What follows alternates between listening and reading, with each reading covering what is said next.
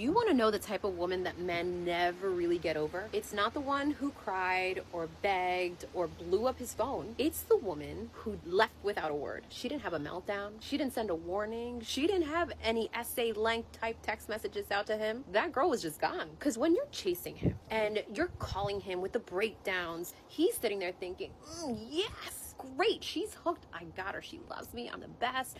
That's comfort to him. That's his little cushy comfort zone. But when you go quiet, when you don't even explain why you're done, because you're so done, that's what shakes that man to the core.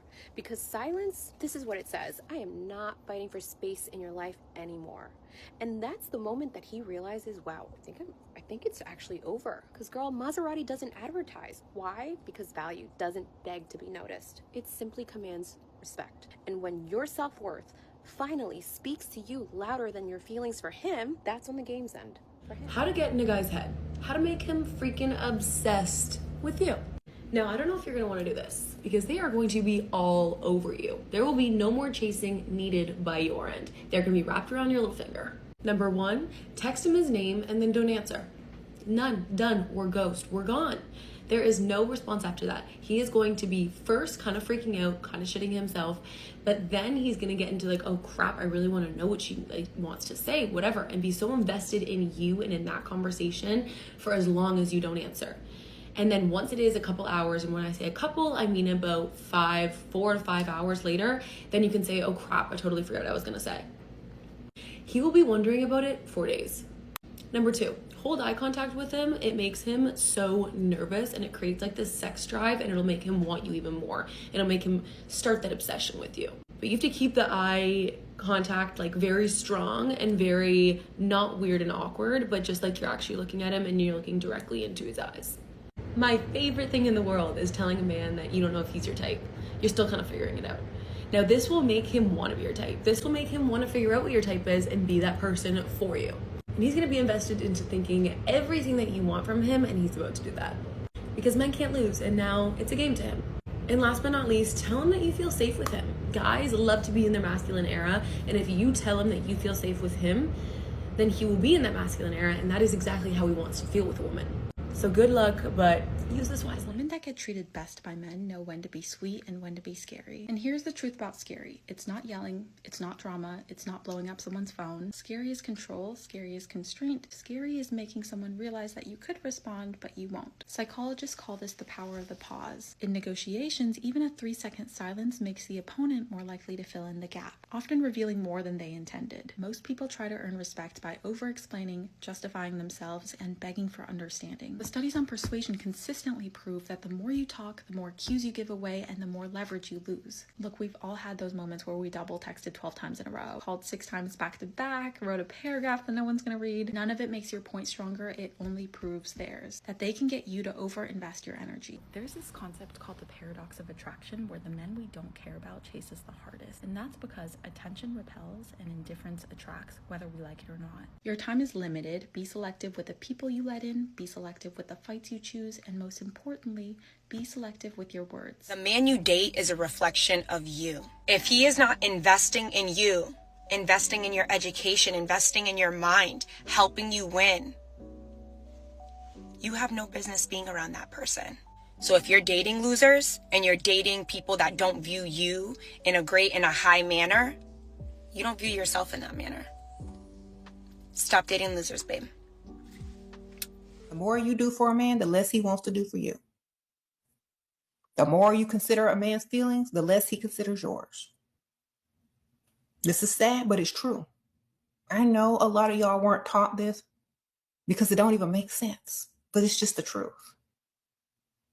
The less you pay attention to a man, the more attention he pays to you if he really likes you and if he wants to chase you and be a man and get your attention. Best advice about men you could give to a young lady is to go get another one. He's not acting right, go get another one. He's not supporting you emotionally, go get another one. He's a cheater, get another one. Liar, get another one. Sing it with me. Get another one. Go get another one. You are young. You're a young lady. Go get another one. The sea is yours. Get another one.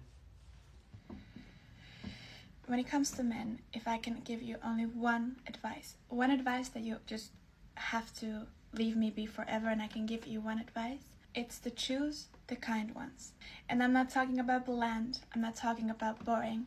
The most kindest men that I've met in my life have been actually the toughest men. And I'm not talking about little wannabe gangsters, I'm talking about actual tough men who has seen and experienced and maybe even done horrible things.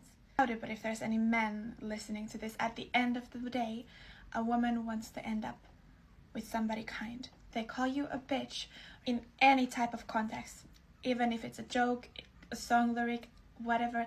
If they choke you a little bit too hard, especially without you asking for it, those are the men who will eventually kill you. Physically, mentally, in any way, you get killed. Words will tell you really fast how does the man see you. When a man doesn't see you as something to cherish and to be kind to, he has no respect for you. Women are biologically a weaker species than a man. A man should have a protection instinct over you. And in this day and age, it manifests as kindness. Eventually, you will pay a big price on being with somebody who is not kind to you. Pay close attention of how men treat you in public, in bed, in front of their friends, and especially behind closed door when you are alone. And don't get me wrong, I love when a man in charge. I think a lot of girls do. But the biggest sign of masculinity is the kindness of how they treat you. I promise to you, men still have that biological understanding that we're not built the same. Be with somebody who's kind. End up with somebody kind. Hi, I'm in a shitty mood because I'm a 30-year-old trying to date and it's just painful. Did you eat something? I'm feeling rather annoyed right now, and whenever I feel annoyed, I feel like I need to pop off on something, and that something is usually TikTok. So I feel like when it comes to dating, I've been very chill and calm when it comes to my old set of standards that I held for myself. I'm like, okay, I need what the fuck? I need really high standards. I have high standards, and I do.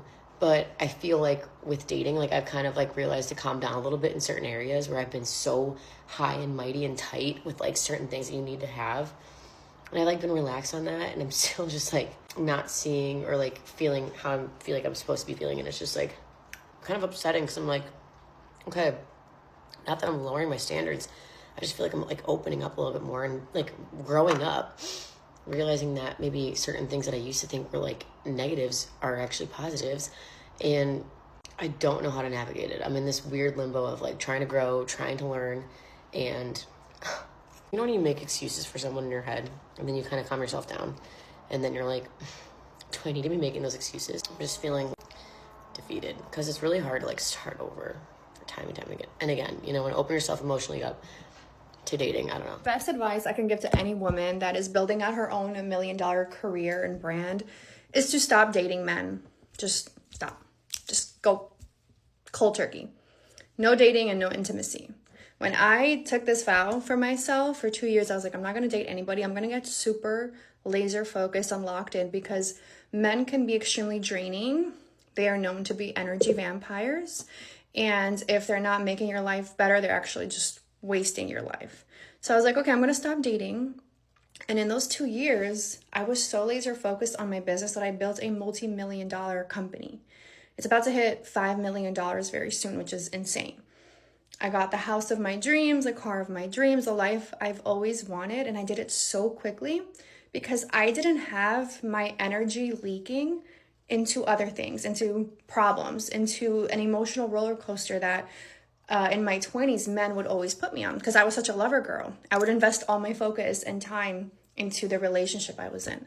So now that I've built my stability and my self-confidence, now I'm dating, and now it's so much easier because I don't go around anybody who would dare waste my time, right? Only around somebody who allows me to be myself, allows me to focus on my goals, and doesn't deter me from it and doesn't put me on an emotional roller coaster.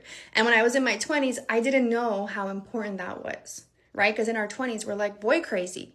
We're told that our main goal is to have kids and get married. And I was like, fuck that. I want to be a millionaire instead. Fuck looking for love. I'ma stay doing what us bitches do best. Flip a switch on a prick and